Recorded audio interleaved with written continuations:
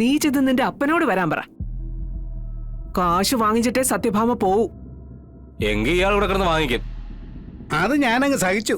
എന്നാലും അവസാന ശ്വാസം നിലയ്ക്കണവരെ ഈ പിള്ള സത്യാമ്മയുടെ കൂടെ ഉണ്ടാവും. കാശ് വാങ്ങിച്ചിട്ടേ ഞങ്ങൾ ഇവിടുന്ന് പോവൂ. താനേതാടോ?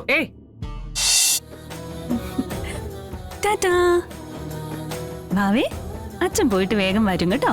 അതുവരെ നമുക്ക് കളിക്കാം. വേണോ വേണോ?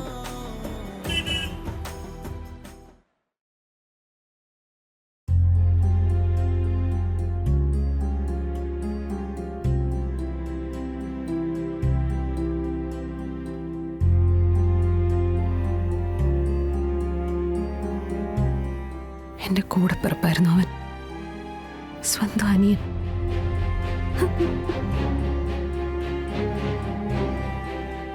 ബോഡി എപ്പോ കിട്ടും?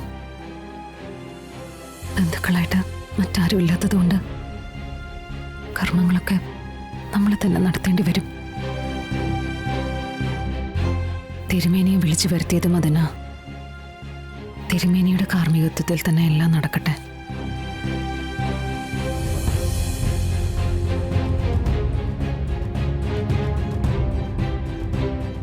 ശിവം വേണം ചിതയ്ക്ക് തീ കൊളുത്താൻ.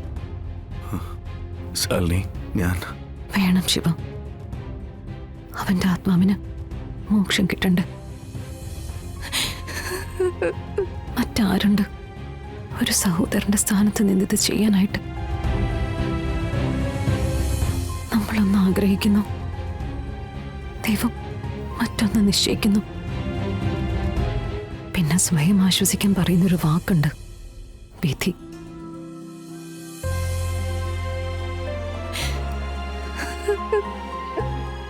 മോളെ, ഫോർമാലിറ്റീസ് എല്ലാം കഴിഞ്ഞു. ഇനി ബോഡി കൊണ്ടുപോകാന്ന് അവർ പറയുന്നത്.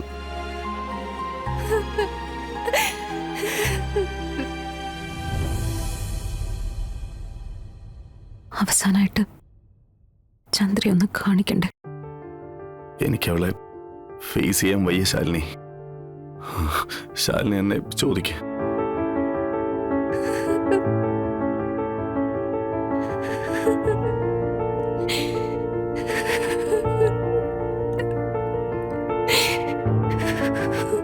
മോളെ ചന്ദ്രേ,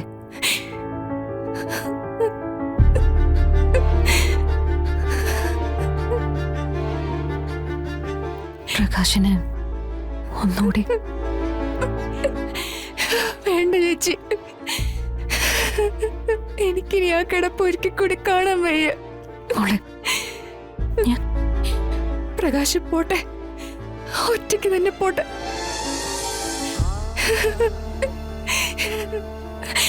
എനിക്കൊരു സങ്കടമില്ല ചേച്ചി.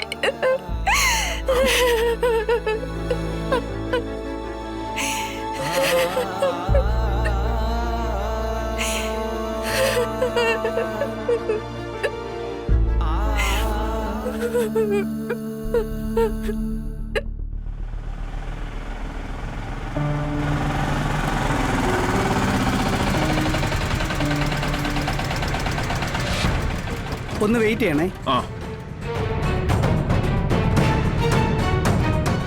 നിന്റെ മുതലാളി എന്തിയെ? സത്യാമ്മ വന്നിട്ടുണ്ടെന്ന് പറ. സത്യാമ്മയോ? അതാരാ? അത് നിന്റെ മുതലാളിക്കറിയാം. കാശണ്ട് വാങ്ങിച്ചതേ മുതലാളിയാണല്ലോ.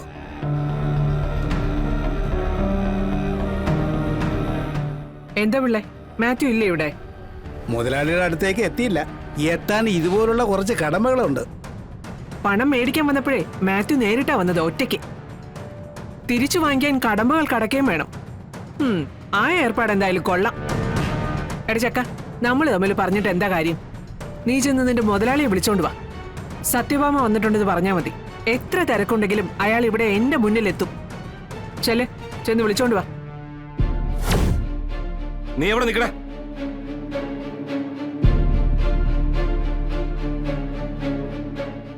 എന്താ എന്താ നിങ്ങൾക്ക് വേണ്ടത്?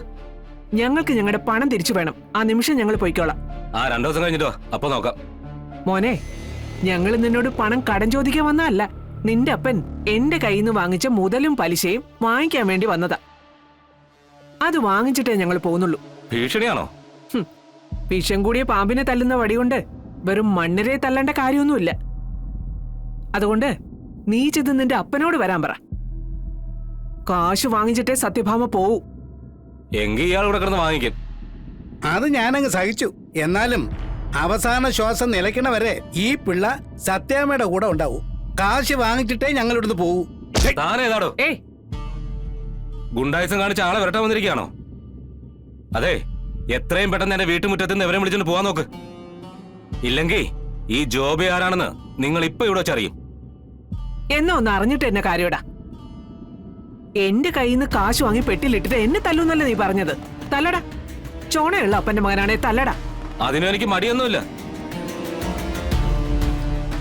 നിങ്ങളെ തലിയാലെന്താ മാനൊന്നും ഇടിഞ്ഞു വീഴില്ലല്ലോ. ഇറങ്ങി പോകണം. ജോബി വേണ്ട.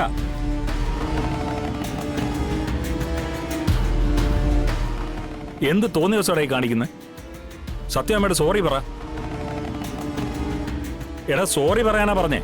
സോറി പറയേണ്ട തെറ്റൊന്നും ഞാൻ ചെയ്തിട്ടില്ല. പണം പലിശയ്ക്ക് കൊടുക്കാതെ ചിലപ്പോൾ അവർക്ക് കഴിഞ്ഞേക്കും. പക്ഷേ അത് വാങ്ങിക്കാൻ വരാൻ ഇവരെ കൊണ്ട് പറ്റില്ല. ഇവരെ കൊണ്ട് അത് സാധിക്കില്ല.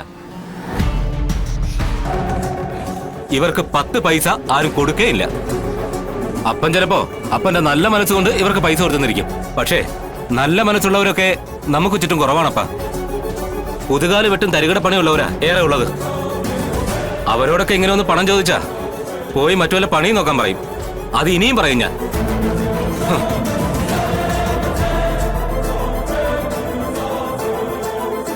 പറഞ്ഞിട്ട് കാര്യമില്ല സത്യാമേ, തല തെറിച്ചവനാ. ഞാൻ പോയി പണം എടുത്തോണ്ട് വരാം.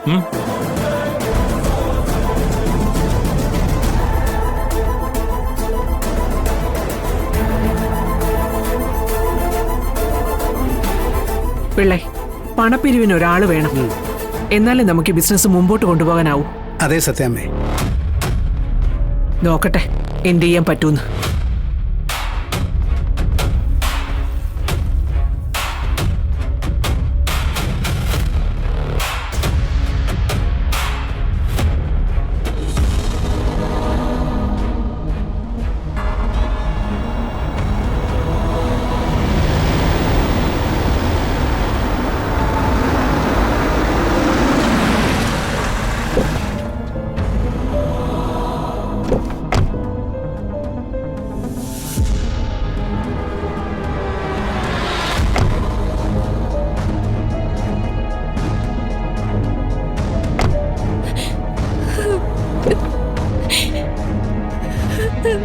ചേച്ചി